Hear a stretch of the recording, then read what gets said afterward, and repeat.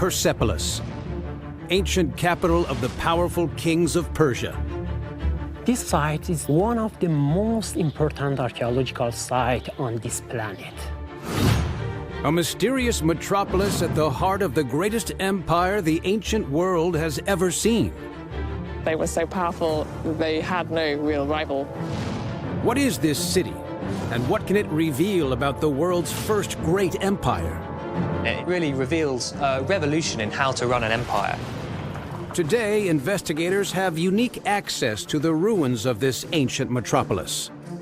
They use pioneering technology to forensically hunt for clues to map this lost city, unearth its dark past, and discover the hidden story of the first imperial powerhouse in the world. This was once the greatest and richest city on Earth. To unlock the secrets of ancient Persia, we resurrect the empire's mighty capital, the lost city of Persepolis. We digitally reconstruct the king's luxurious palaces, explore their magnificent rock-cut tombs, and reveal their groundbreaking engineering innovations. To discover how the Persians rise to dominate the ancient world.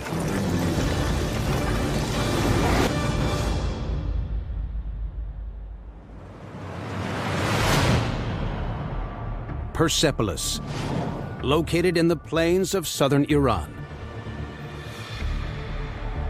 It is a colossal stone city encircled by the Zagros Mountains, built in the 6th century BC.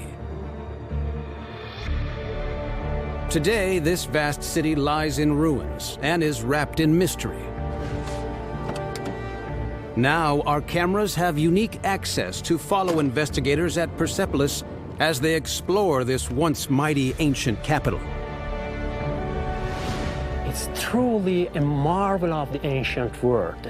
There's no other site like this. It's totally unique. In the 6th century BC, Persepolis is the beating heart of the first world empire, Persia. It controls almost half of Earth's population. Spectacular ruins here hold the key to its rise to power. Ancient writers describe the city as a marvel to behold. The ancient Greeks write of a magnificent palace complex at the heart of Persepolis. Below are the private houses and gardens of wealthy citizens, all fenced in by a triple wall topped with battlements. Beyond it, the city continues to sprawl for 2 miles. And a majestic city gate marks the outer limits of Persepolis. It's a vast metropolis the ancient Greeks describe as the richest city under the sun. Is there any truth to their account?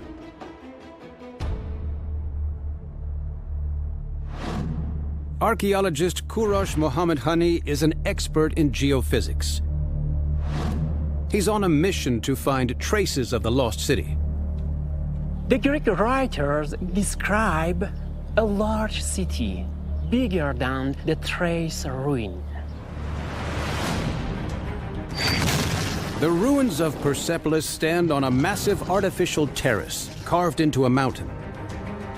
It's the size of 6 modern city blocks and surrounded with tall masonry walls. At the entrance, a 55-foot-tall gate leads to an extravagant complex of splendid palaces, courtyards, and vast, magnificent halls. It is the jewel in Persia's crown. But the Greeks describe a much grander city. Where's the rest of it?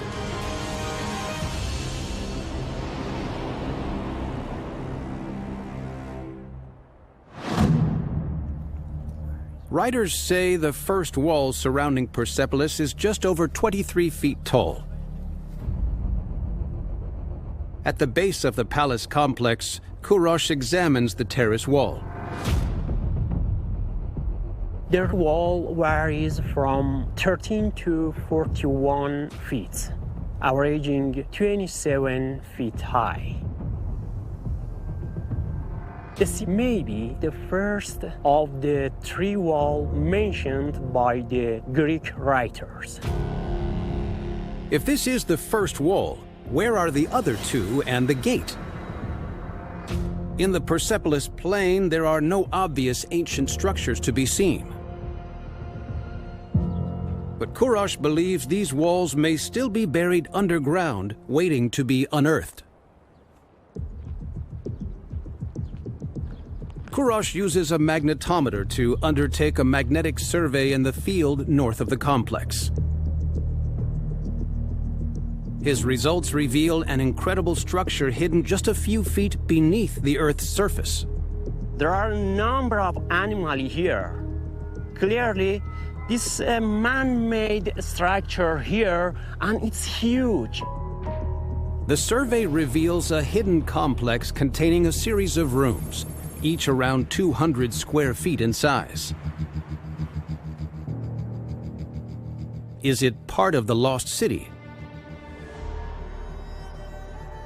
Kurash compares his magnetic survey to plans of the Royal Terrace.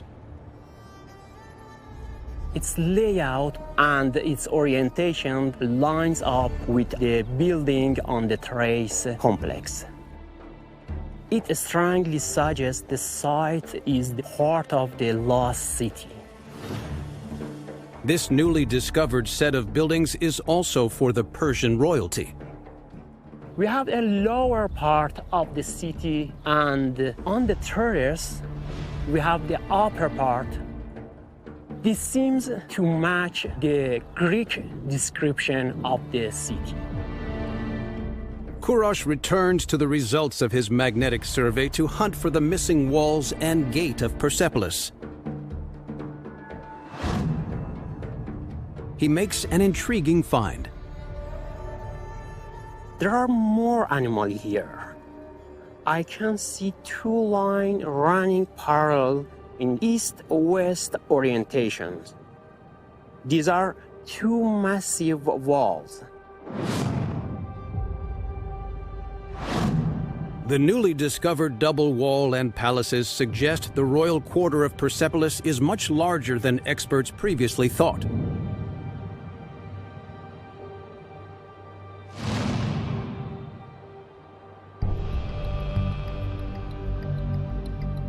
But the Greek sources suggest the city of Persepolis extends even further beyond these walls.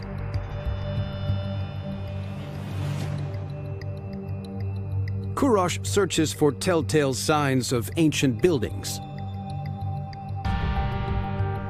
2 miles from the royal quarter, he spots an unusual feature on the landscape. Strangely, there is a number of mounds here. Kurash examines the results of another magnetic survey. It reveals the ghostly outline of a massive structure buried beneath the surface. We found a large structure here. It's incredible. Here, archaeologists uncover hundreds of glazed bricks from the dig site. What is this mysterious structure? A clue lies more than 500 miles away in the ancient city of Babylon.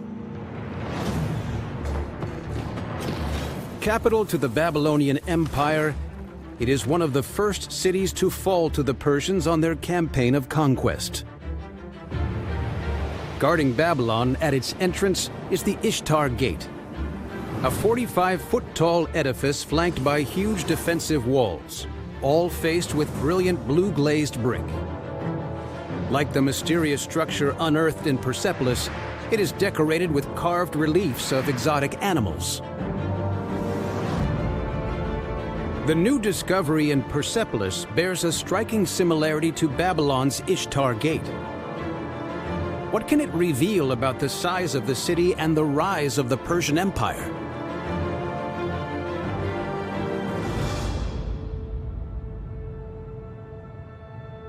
In 539 BC, the Persian king Cyrus the Great conquers Babylon. This victory adds over 200,000 square miles of territory to his empire, and one of the most advanced cities of ancient times. To commemorate his victory, Cyrus builds a replica of Babylon's Ishtar Gate on the edge of what will become Persepolis. Kurosh believes it may mark the boundaries of a new city and be the start of the grand entrance to Persepolis. It's incredible. This structure is the gate of the lost city. Kurosh's finds match many of the Greek tales of a huge walled city. Incredibly, their accounts are rooted in reality. The Greeks also claim that the legendary metropolis is full of treasure and unimaginable riches. Does this lost city truly hold the wealth of the Persian Empire? Clues carved into the walls of Persepolis may provide the answer.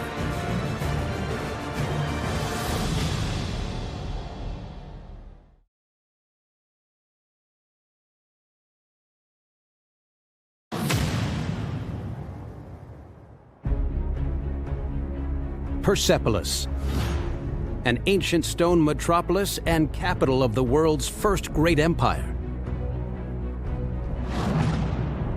Today, only a small fraction of the city remains.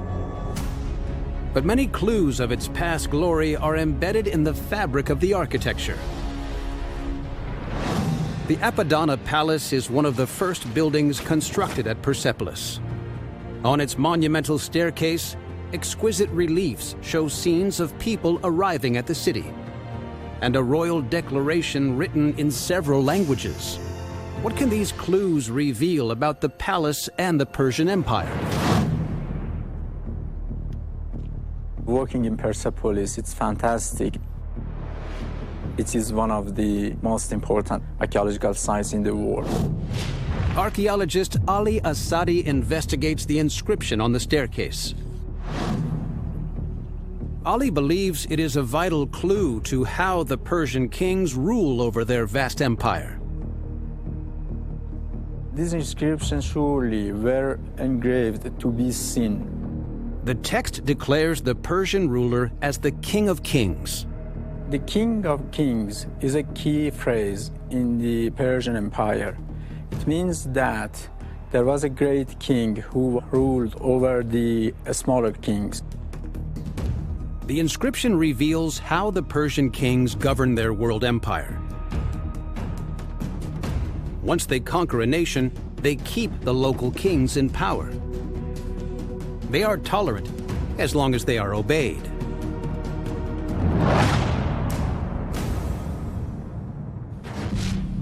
How vast are the territories under Persia's control?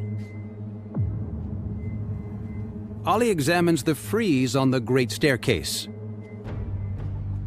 These are procession of different subject nations of Persian Empire who brought their gifts for the great kings.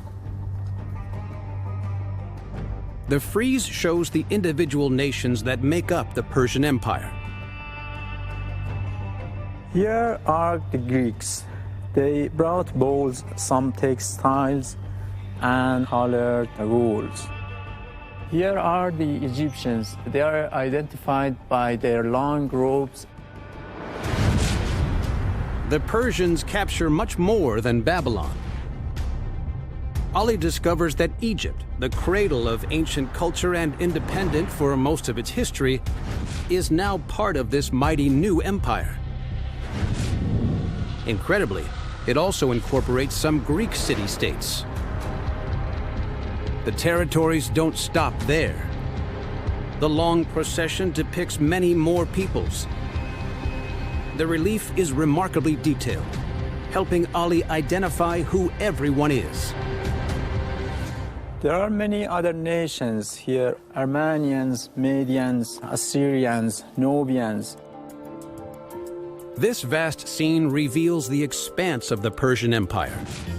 It spreads from Eastern Europe to the Indus River, from the Sahara Desert to the western edge of the Himalayas. In total, the wall displays 23 nations, covering an astonishing 2.1 million square miles. The relief reveals the local rulers are bringing gifts here to Persepolis. It's proof of the size and power of the Persian Empire, and it explains the city's legendary wealth. Who is the ruler of this enormous empire? Ali follows the frieze to track down the emperor. He arrives at a depiction of a larger-than-life figure. All of the gifts from the subject nations were given to the great king, who was Darius the Great. A successor to Cyrus the Great, Darius I rules the mighty Persian Empire from 550 BC, during its golden age. These are some of the most important and finest gifts from their respective regions. They were the best and most luxurious objects from each nation. The wealth of Persepolis the Greeks describe can be seen in these stone reliefs. Darius, the King of Kings, grows richer and richer as his territories pay tribute each year. He uses this wealth to build the first palaces at Persepolis. But the Persians are traditionally a nomadic people. And just a few hundred years earlier, they had little knowledge of monumental architecture. How do they create these colossal buildings? A clue can be found in the artistic elements visible all over the city.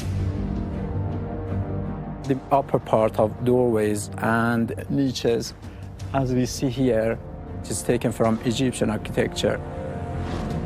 Hidden among the ruins of the site, Ali examines clues of more distant nations. Lotus flowers. These are ancient Greek symbols. To build Persepolis, the Persians used the genius of all their empire.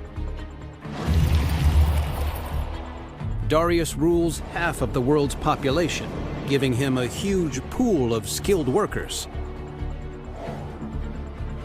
For Persepolis' buildings, he uses Babylonian brickmakers.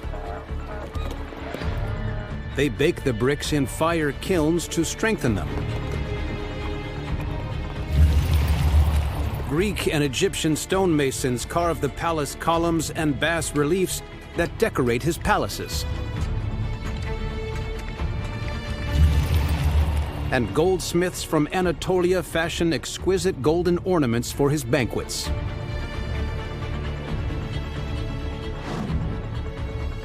So this is the wealth of Persia that the Greek writers are referring to.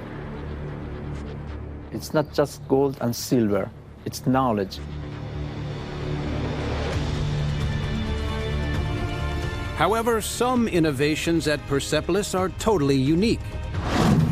Can clues inside its magnificent palaces reveal how the ancient engineers of Persepolis create a wonder of the ancient world?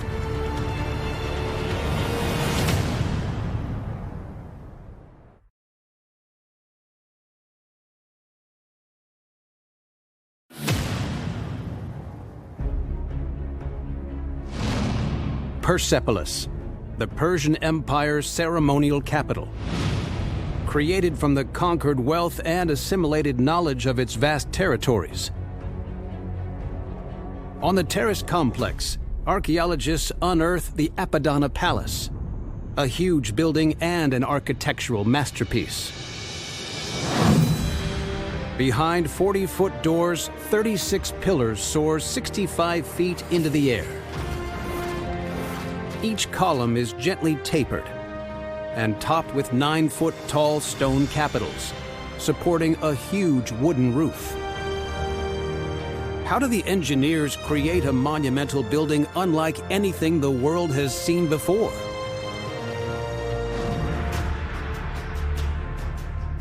Ali Asadi investigates the base of the columns of the Apadana Palace. The base has a circumference of 71 inch. He measures the distance between the pillars. The pillars are far from each other. Each one is spaced 256 inches apart. A distance of 21 feet separates each column. The wide spaces between each pillar make Persepolis unique. In Egypt and Babylon, ancient engineers build structures with pillars no more than 11 feet apart. Any wider and their roofs collapse. To add to this engineering puzzle, in Persepolis the pillars are much narrower too. This doesn't make any sense. Usually if you want to have a huge structure, you need to compensate the distance between the pillars by wider columns. But here is quite opposite. How do the Persian engineers achieve this remarkable feat of engineering? The answer lies in the beautifully carved capitals on the 65-foot-tall columns. Perched at the top of each pillar is a huge sculpture of a two-headed beast. Each one weighs up to 10 tons and stretches 12 feet wide. Ali examines a broken capital that now lies on the palace floor. It might seem strange to have such heavy load on top. But by having such a wide capitals, it reduces the distance between load exertion points. Animal sculptures placed back to back on the column capitals function as brackets to support a wooden roof beam. A short block across their flat backs broadens the capital to support additional beams, so the builders can construct the roof on top.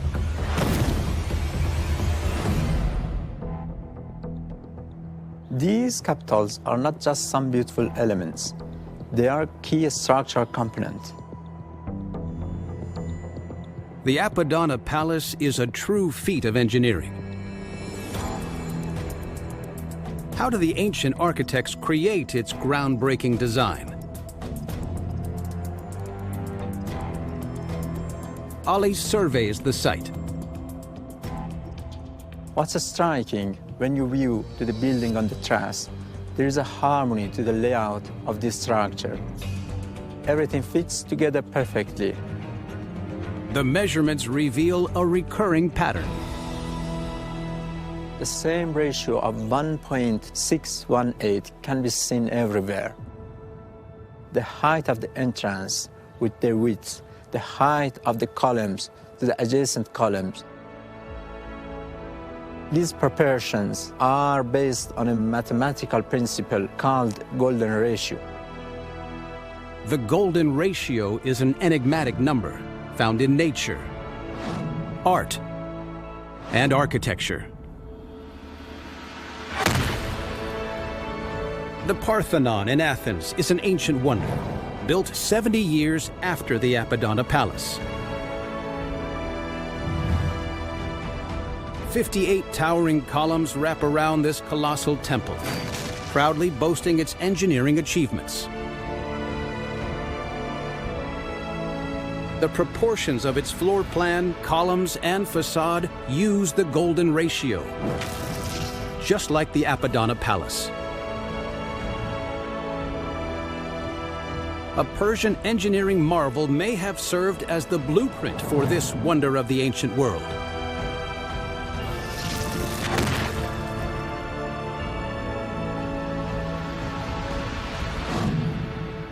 What's incredible is that we can see these mathematical principles here before Greek mathematicians begin studying its properties. The design of the Apadana Palace is truly groundbreaking for its time.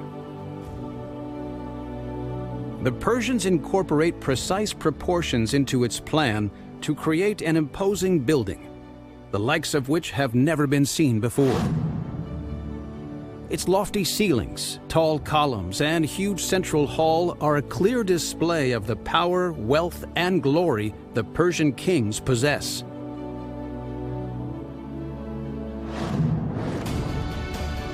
The Apadana Palace is a structural masterpiece built using some of the most advanced technologies the world has ever seen. It embodies lessons the Persians learned from the rest of the ancient world. How do the ancient engineers carve out the huge blocks for this stone city? And what can Darius the Great's final resting place reveal about how the Persian kings rule over their enormous empire?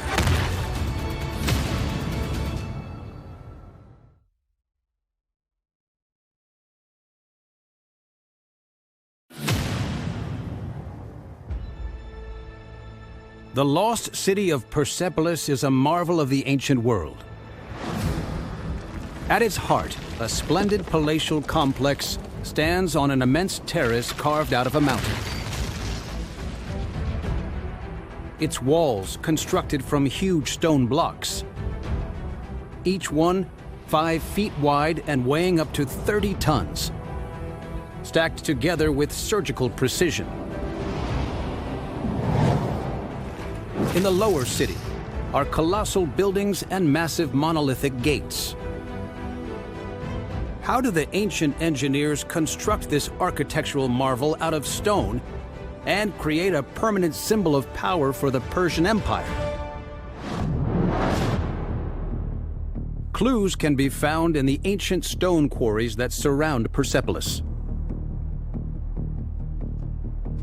Kurash Mohammad Hani investigates. The stone here is calcite limestone. It's the main material builders use in the magnificent palaces of Persepolis.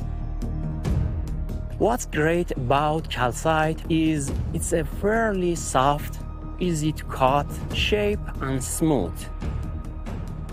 It's also strong, which allows the architect to build huge buildings. Kurash explores further. He searches for clues to how ancient workers quarried the stone used at Persepolis. What's amazing here, this site has been untouched over 2,000 years. He inspects the rocky surface. Looking closely, I can see chisel mark of the ancient stone worker here. Huge, half-carved limestone blocks remain unfinished on the cliff face. These blocks range in weight from 2 to 50 tons each. Workers carve the blocks and load them onto wooden rafts to float them downriver to Persepolis. On the building site, they chisel the blocks into shape and smooth them down with rasps and files. Then they polish the blocks with the skin of sharks or the fibers of palm trees to achieve a marble-like sheen. Finally, the workers use cranes to lift the blocks into place on the palace terraces.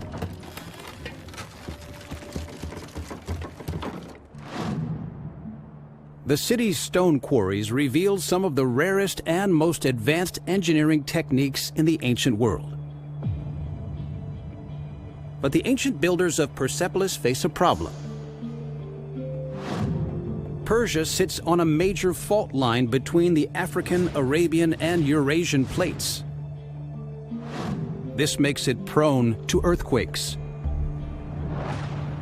How do the engineers ensure the huge stone buildings of Persepolis don't collapse when hit by a seismic shockwave? A clue can be found 25 miles from Persepolis at the tomb of the city's founder, Cyrus the Great. Built at the same time as Persepolis, Cyrus's tomb stands on a pyramidal base made up of huge limestone blocks. Incredibly, experts believe it is the earliest evidence of an earthquake-resistant structure.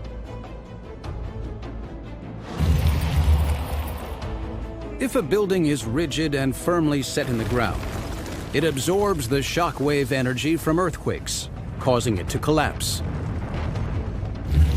Cyrus builds his tomb over a bed of small flat stones and a base of 3 smooth cut stone layers with no mortar in between, so that in an earthquake, the upper layers can slide over the lower ones, dissipating the shock wave energy and protecting the tomb. At Persepolis, the engineers go further to ensure its buildings are structurally sound.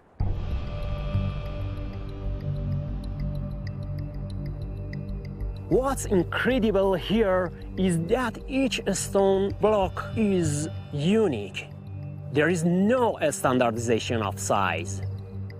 The blocks are stacked together like a giant jigsaw puzzle and positioned so precisely a sheet of paper can barely fit between the cracks. If you look at the corner of this stone here, has 6 sides that interlock by adjacent stone. This makes the whole structure much more stable. Over hundreds of years, several huge earthquakes hit Persepolis. Just one of these is enough to flatten a city. But the palace complex remains unscathed during its prime. All down to the ingenuity of the builders of this lost city. The cutting-edge technology at Persepolis allows the Persian kings to create an ancient wonder. A stone statement of the power and glory of the Persian Empire. Are the skilled builders of Persepolis part of a giant slave army imported from across the mighty Persian Empire? Is slavery the key to its success and its incredible rise to power?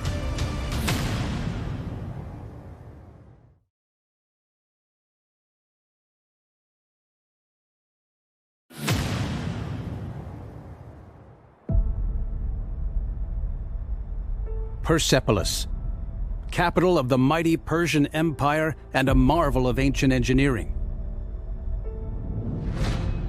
Its wonders stand toe-to-toe with the greatest architectural achievements of antiquity. The 7 wonders of the ancient world rest on spectacular feats of engineering. The Great Pyramid of Giza, the Hanging Gardens of Babylon, the Temple of Artemis, the Colossus of Rhodes, and the Lighthouse of Alexandria, all inspire awe and wonder. But the 7 wonders are all built by societies that use slave labor. Is Persepolis built by slaves?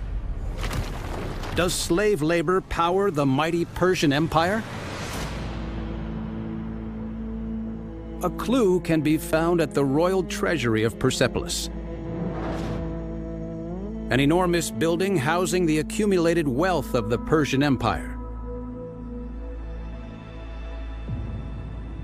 Royal Treasury is one of the oldest buildings of Persepolis. According to the Greek writers, it holds more than 2,500 tons of gold, equivalent with $100 billion today.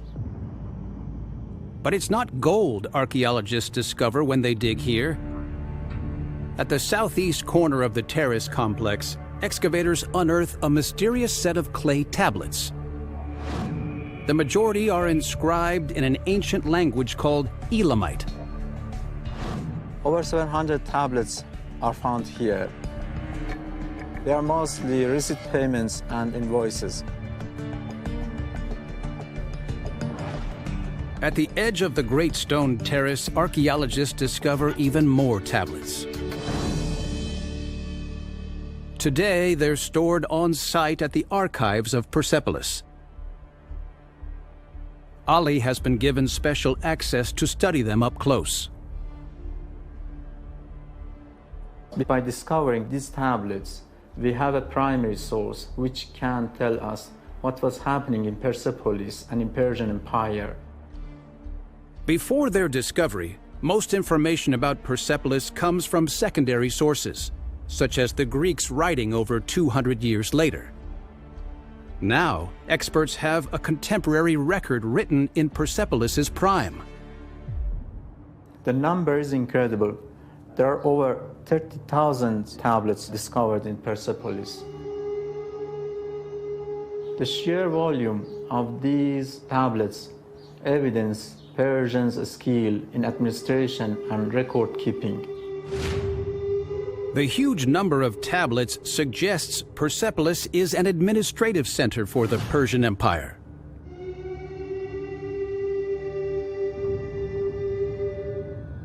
The number of languages written here show us that Persepolis was a highly sophisticated and multicultural society.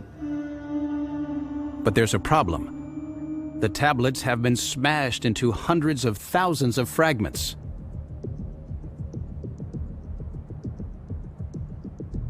To discover all the secrets of the shattered tablets, experts must put the fragments back together. They painstakingly search for telltale patterns and phrases. They piece them together to recreate the tablets and reveal the text.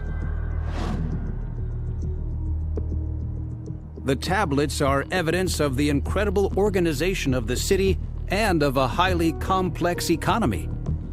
It details taxes, property rights, rations for animals even, as well as nationalities, skills, and payment to the workers.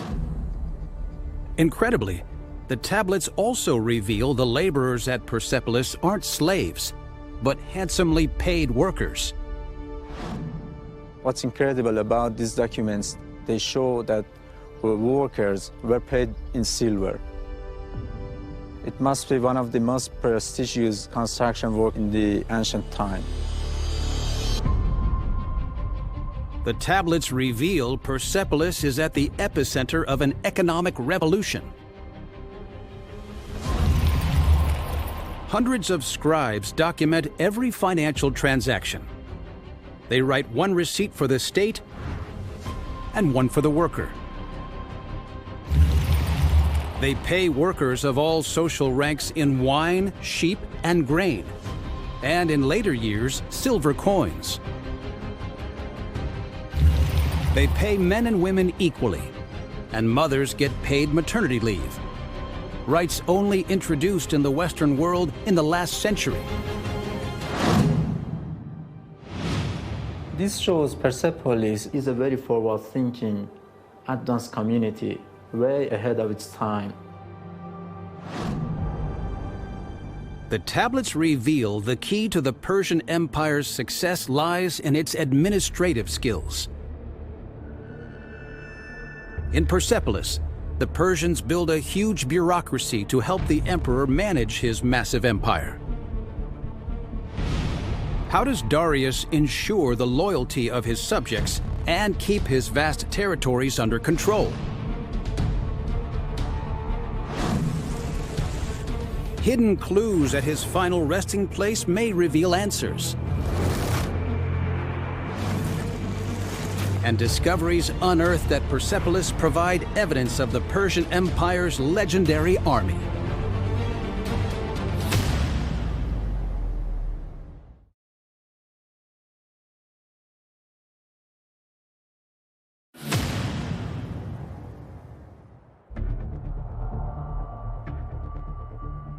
The lost city of Persepolis in present-day Iran.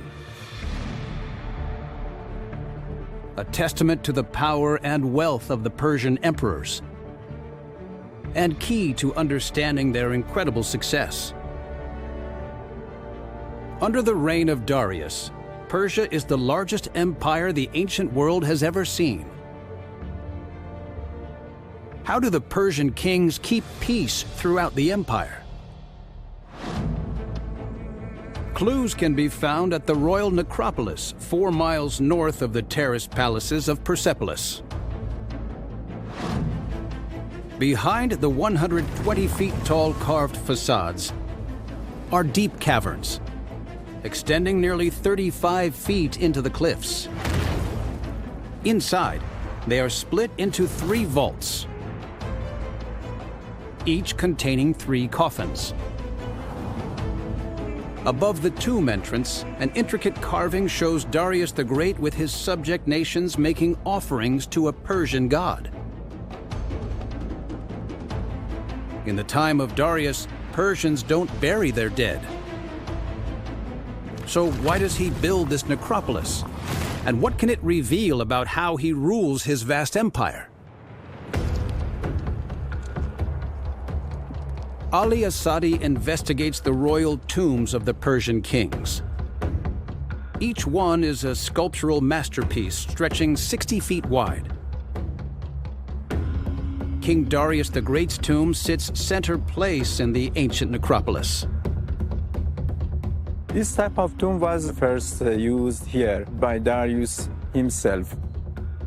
In upper part of this cross, we see Darius standing before the great Iranian god Ahura Mazda.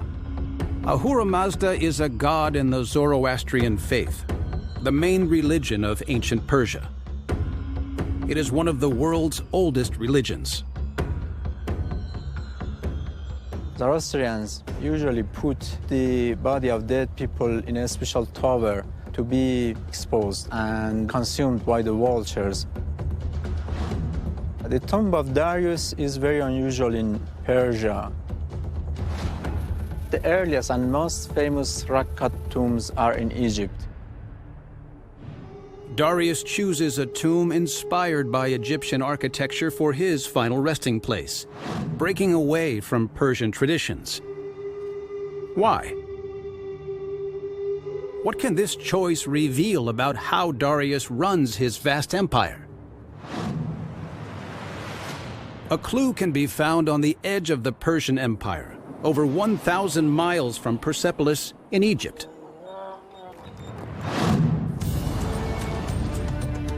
Buried beneath the desert sands of Saqqara lies the Serapeum, a huge mausoleum built for a mysterious ancient Egyptian cult.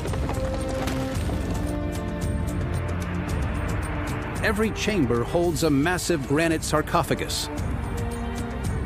But these aren't coffins for kings. Inside each sarcophagus are the intricately mummified remains of an Apis bull. The ancient Egyptians believe these bulls are the incarnation of the Egyptian god Osiris. Can clues unearthed here reveal why Darius breaks away from Persian traditions?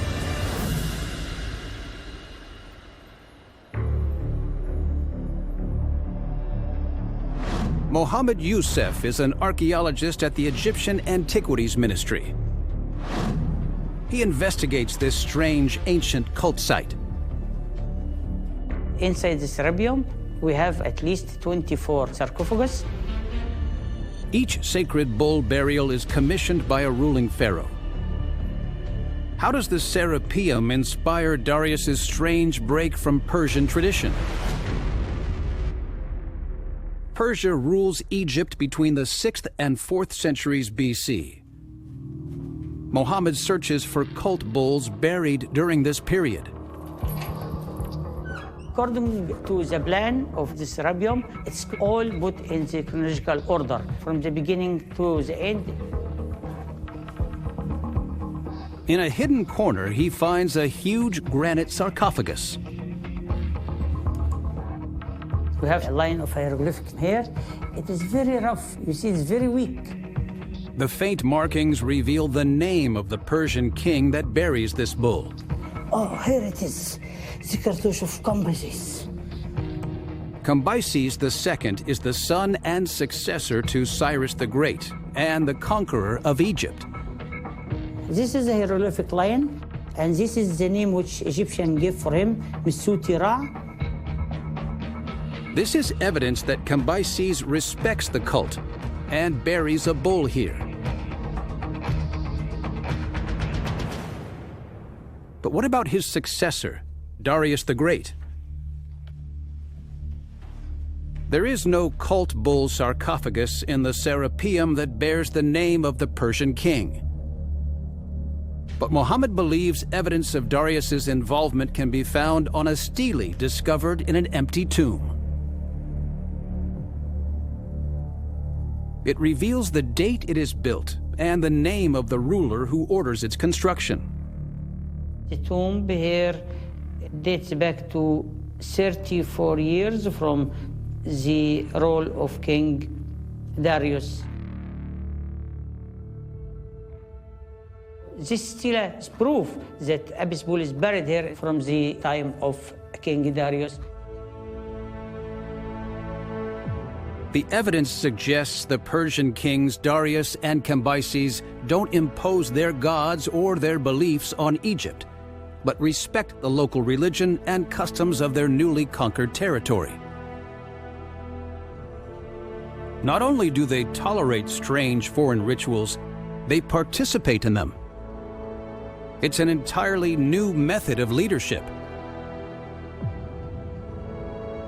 And it explains the royal necropolis near Persepolis. Darius's tomb symbolizes the Persian king's willingness to embrace new religion and funerary rites. So much so, he's willing to bet his eternal life on it.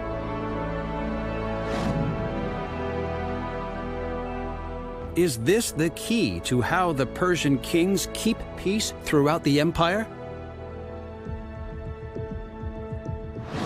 George Heath White is an expert in ancient Babylonian texts. He believes a clue to the Persian king's approach to religious tolerance and imperial control can be found on an ancient clay cylinder. The cylinder was discovered in the ruins of Babylon and dates to the 6th century BC. Its surface is covered with 45 lines of text that describe the Persian conquest of the city. Even though the text is broken, enough of it survives that we can recreate the message of the text. The damaged cylinder is written in the extinct language of Babylon. Using a piece of soft clay, George begins recreating the ancient text. Reassembled from several broken pieces, the ancient clay cylinder contains a declaration in cuneiform script in the name of Persia's King Cyrus the Great. It's very damaged, the original cylinder, but we can just make out the word Lemuti, which means evil. Cyrus is saying by writing this cylinder that the king of Babylon, Nabonidus, is disrespectful, he's evil, and Cyrus is going to